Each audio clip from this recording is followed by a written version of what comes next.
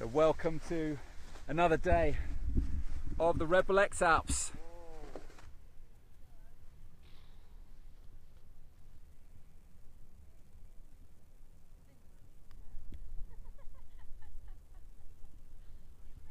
He is a brave man.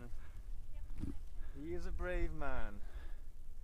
Let's hope he finds something, because then we're gonna go after him and be braves as well. I think he's heading for the next mountain, and I think I get myself ready in case he finds something there. It's all very sudden. We've been sat on the top of this mountain here about 10k north of Murano. Everyone's playing the waiting game. Conditions are not ideal. There's a temperature inversion going on, and we're trying to wait for that to lift so that the thermals can develop and athletes can take off. And Nik's just decided he's not going to wait any longer, and now there's a little bit of a rush on. Pal Takats, he's going to take to the sky, and below down here we've got Manuel Nubel, and we've also got Pascal Purin. So sorry we weren't able to go live this morning at 8:30. We were hiking up the mountain. We're at a peak called Matatse, which is about 10k north of Murano. It's about 2,200 meters up, and it was quite an ascent to get up there. And it's funny because all the athletes just started converging here. I came up with Manuel Nubel and Pascal Purin, and then we got here and found Nik Neynens, and then about half an hour later Pal Takats appeared. So I'll just show you around. It's just spectacular. Got the view there. Really stunning.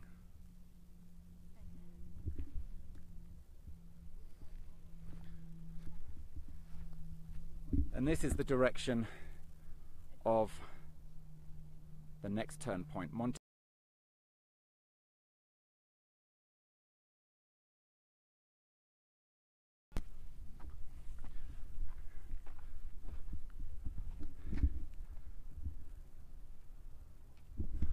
I'm not sure if you can see down there, but Nik Neynens very bravely has been today's guinea pig, going off, testing the thermals.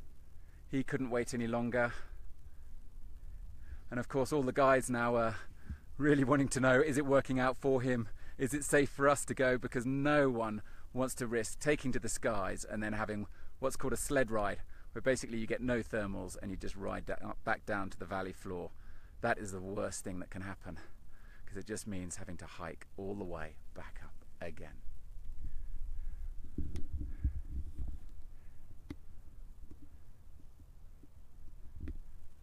Somewhere around there. So in other news, got quite a big development today. 3 athletes have been penalised for infringing airspace. So Pal Takats and Tom de Dorlado, as well as Evgeny Gryaznov, have each received 48-hour penalties for infringing airspace. I spoke to Pal Takats earlier. He said he's really upset. He's pissed. He said all the guys have been flying so hard for 5 days non-stop, and he feels gutted because it was on home turf.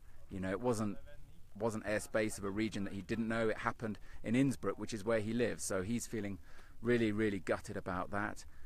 His goal is to just get to a nice spot by the lake where he has to sit out his 48-hour penalty. That's what he said to me. Here he is. There he is.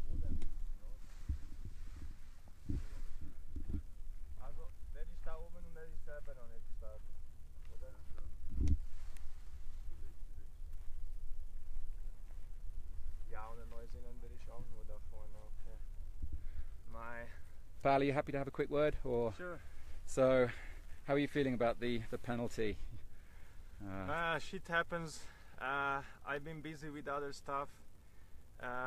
Stupid enough to violate my home airspace. It was not deep inside, but just a little bit.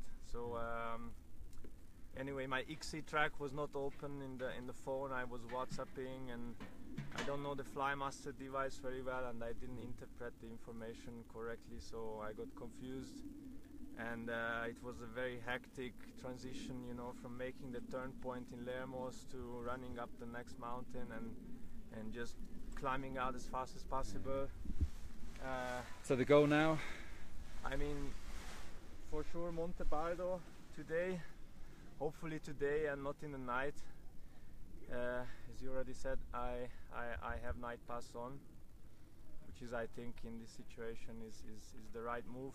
Plus yesterday evening from the flight, gliding down from the main chain, from those high peaks, I basically top landed at 1,300 meters and slept there quite early, and I woke up fairly late, so now I'm relatively fit compared to the other days and ready for for giving it all through the night, and also because the weather forecast is looking alright for tomorrow, but not necessarily for the day after, so hopefully this is the right move to do.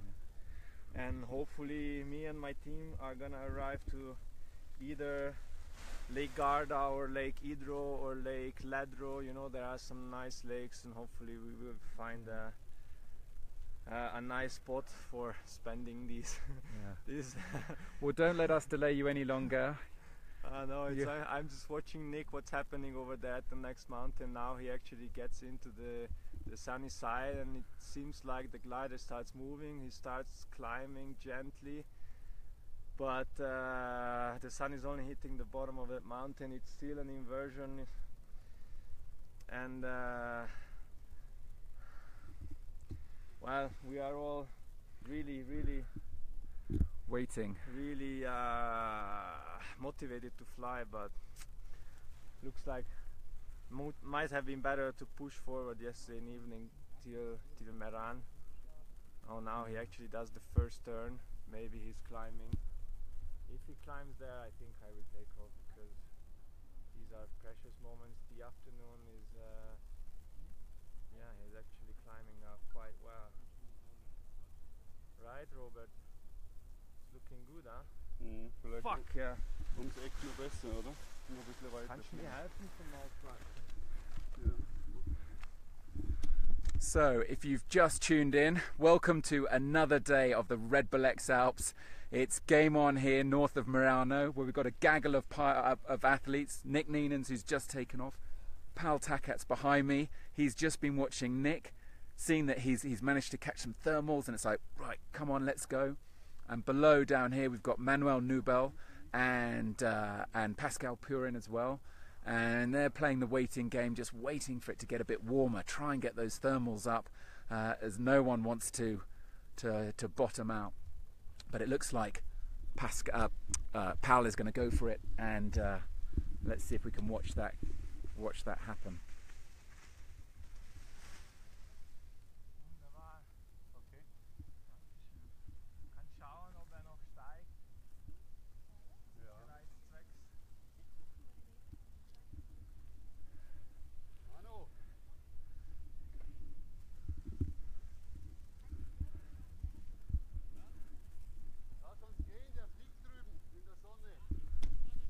So do write in and tell us who you're following. What are the favourite moments of the race? We'd love to hear who's your... Here we go, so let's watch. It all happens very quickly.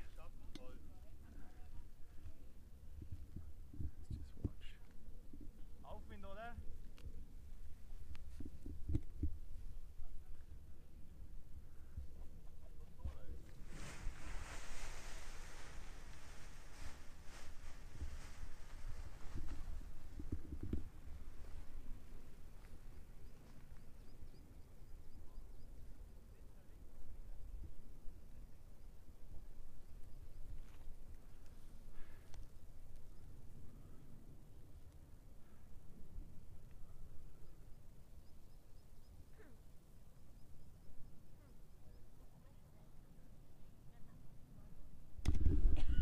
Right, time to get back down the mountain and catch up with the lead athletes. Today looks set to be an epic duel between Gaspar Petiot and Kriegel Maurer up front. Only 15 kilometers separate them, so keep those browsers open, keep watching on LiveTracking, and we'll see you a little bit later on. Thanks for watching.